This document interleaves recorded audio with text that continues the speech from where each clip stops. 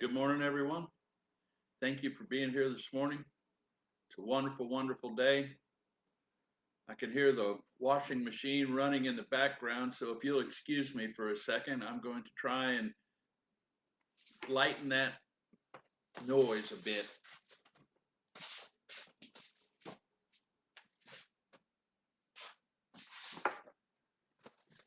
Ah, that's better. Thanks again. I'm happy to be with you this morning. I'm happy to see you.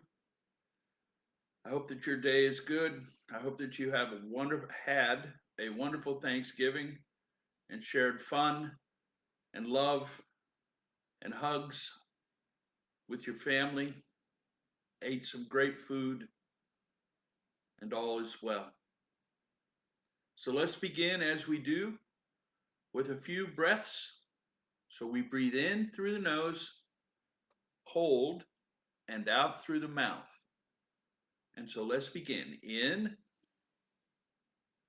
hold, out. In,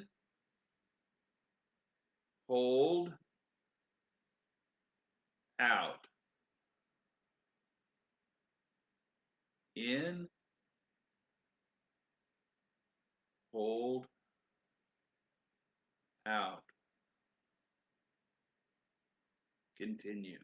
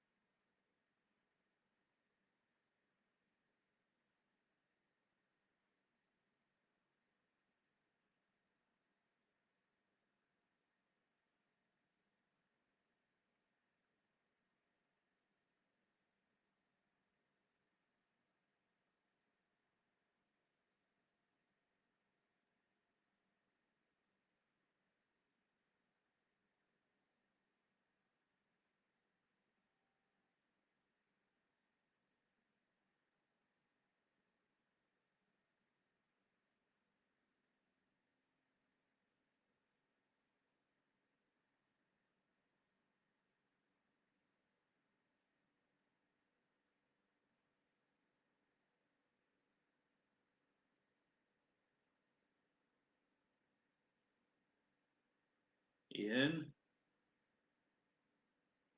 hold, out. Okay, let's come back. Let's shake our fingers, wiggle our toes, blink our eyes, be present in the day. Hello, Mary Lee. Thank you for being here. If y'all send me messages, if you're out there, just send a little hello or whatever. I'd like it. It gives me great joy. So today I want to talk about the idea that God is the great reservoir. All that is the great reservoir. And you and I are little fountains at the end of the stream that runs to our existence. We're part of, just like everyone else, just like everything else. And we have our own individual experience. We have our own quote unquote free will. So I took the reference of Little Fountain from a classic written by Emily Cady, called Lessons in Truth. It is truly wonderful. It's a great, great read, and I suggest it to you if you haven't read it. If you have, I find that every time I read it, I find more stuff in it. And so I just want to share a little bit of it with you. On page 36, Thinking, the chapter on thinking, if you turn your thoughts away from the external towards the spiritual and let them dwell on the good in yourself and in others, all the apparent evil will first drop out of your thoughts and then out of your life. The Apostle Paul understood when he wrote to the Philippians, finally, beloved, whatever is true, whatever is honorable, whatever is just, whatever is pure, whatever is pleasing, whatever is commendable, if there is any excellence, and if there is anything worthy of praise, think of these things. We all can learn how to turn the conscious mind toward the universal mind of spirit within us. We can, by practice, learn how to make this everyday topsy-turvy mind of the flesh be still and let the mind that is all wisdom, all love, all that is, think in us and out through us. This is our relation to God. Each one of us is a radiating center. Each one, no matter how small or ignorant, is the little fountain at the far end of the channel, the other end of which leads out from all there is, which is God.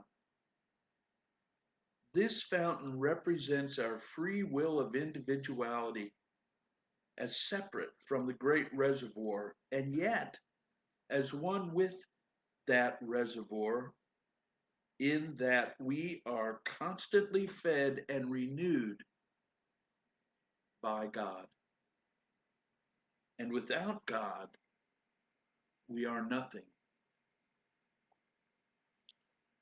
And so I find it incredibly important for a spiritual seeker, for someone seeking to be connected clearly by choice to that reservoir of God within, that divine consciousness, that all there is understanding, that we choose to take charge of what our mind thinks and focus it or guide it towards good things. The things that were written and spoken of right here. Whatever is true, whatever is honorable, whatever is just, whatever is pure, whatever is pleasing, whatever is commendable. If there is any excellence and if there is anything worthy of praise, think about that. And so for this human being, for this expression of divine consciousness, the duty of being in charge of how this mind thinks and how this mind perceives what's going on out in front of me is incredibly, incredibly valuable. I can literally choose to be disconcerted, to be frustrated, to be anxious, to I can consciously choose not to understand. I can choose to be misunderstood. I can choose to be abrasive. I can choose to be every possible undesirable trait that I can think of. Or I can choose to be honorable. I can choose to be inviting. I can choose to simply allow. I can choose to turn away with a smile. That is the practice. The practice is eliminating all of the teaching, most of the teaching that I was raised with, and replace it with understanding coming from that well that manifests itself in this little fountain. As this little fountain focuses on the light it is, the light becomes brighter. The fountain expands and it expands and it expands and it expands. And the further it expands, the greater the touch that that expansion has. I see it. It's absolutely incredible. It's the nature of who I am. And it's developed. It didn't just happen. It's literally developed. Because as a young person, as a young man, at 18 years old and 22 years old and 25 years old, I was completely concerned, totally overwhelmed with what will that person think? What will they think of me? Who do I want to let them see? And I would not and did not reach. I was afraid. I was afraid to reach out to people. I was afraid that they were going to think I was crazy. I was afraid they were going to think that I was unworthy. I was afraid that they were going to think, as I thought of myself, that I was not good enough. But over time and practice, I released those fears. I accepted as so that I was not born inferior. I accepted as so that I was not born with original sin. I accepted as not so that I needed grace from a God outside of me to give me permission to be great. And I began to let those fears go. And I also learned how to behave appropriately in society.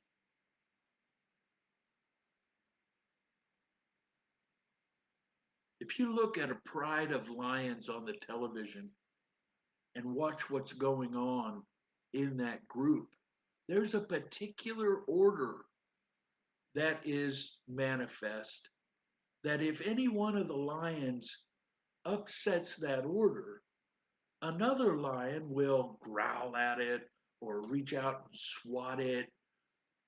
If you're watching the lionesses raise their cubs, you'll see they'll allow certain things when they're real young, and as they grow older, they will not allow that, and they'll make it uncomfortable for that lion cub to do those things. And what they're doing is training the lion cub about how to be in the pride society.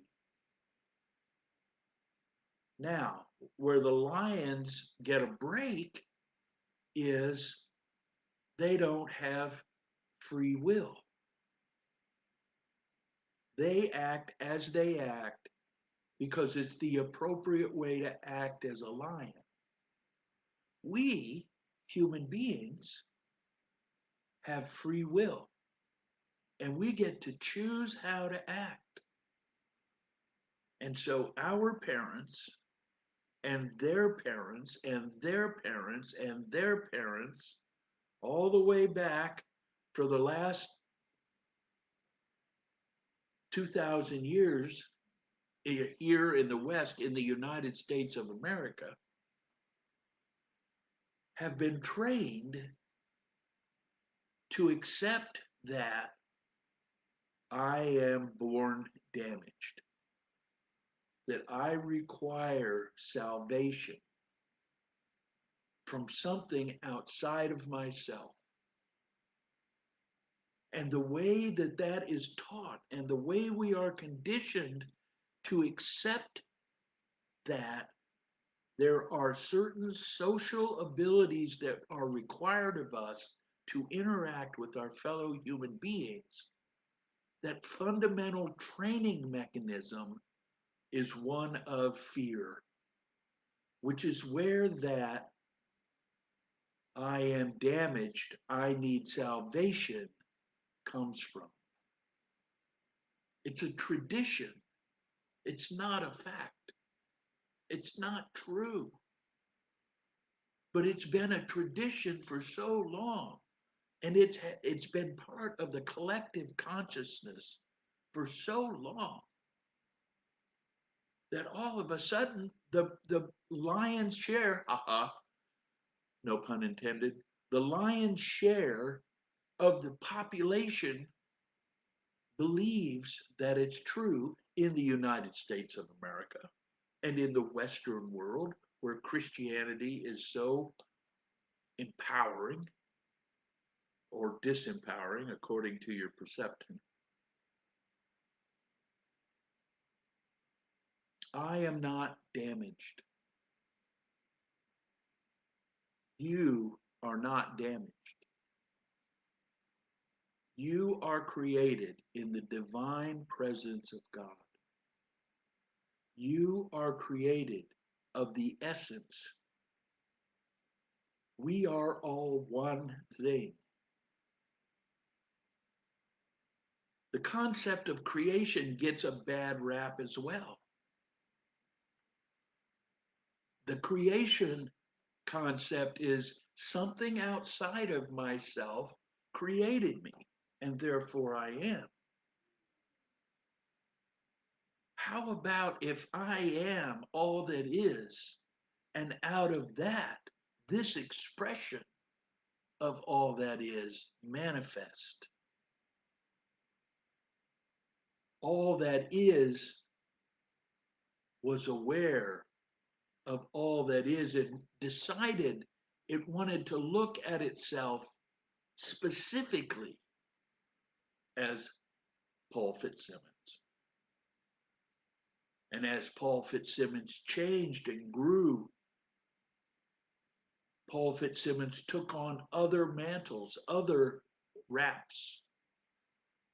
He became Paul the husband. He became Paul the father. He became Paul Fitzsimmons the soldier. He became Paul Fitzsimmons the rock and roll roadie. He became Paul Fitzsimmons the reverend. He became and is Paul Fitzsimmons the mystic. Development in time, the expansion, continuing expansion and growing of that realization that all is one. The lion is one with mystic Paul as well. We are all of the same creation. We created ourselves.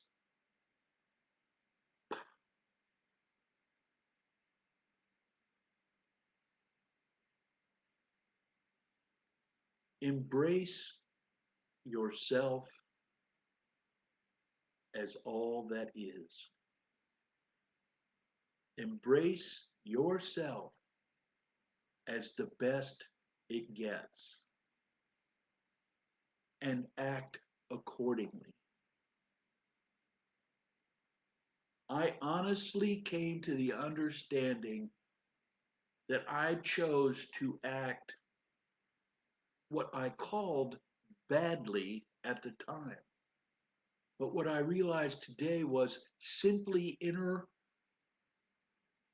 inappropriate for the social conditions in which I interacted.